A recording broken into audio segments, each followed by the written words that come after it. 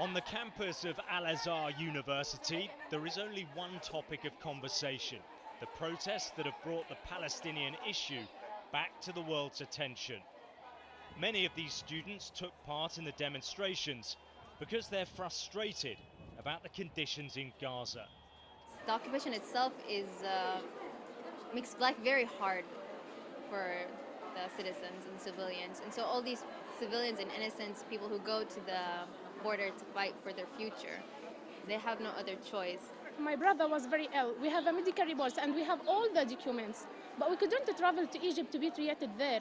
Do you know why? Because of siege. Lots of people died on Monday. Lots of people were killed by Israeli snipers. Do you think it was worth it? For Palestinians, I think yes.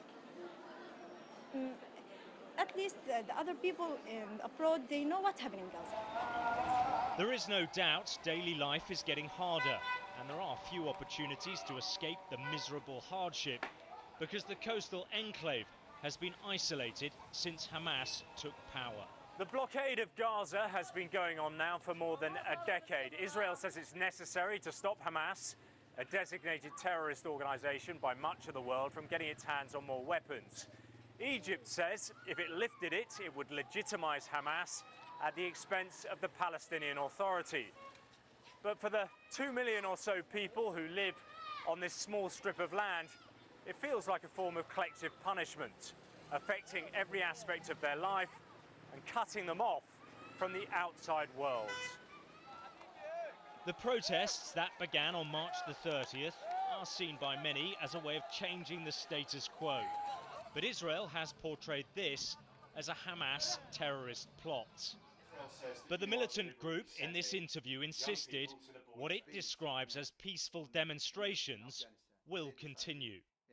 There are another way of challenging your occupation. But Israel says that you are using these young people by sending them to the border fence where you know they will get shot to cause international outrage. You know, the Israelis, they have their own propaganda machine. They are unfortunately dominating the American media, and the American media dominating the whole world media.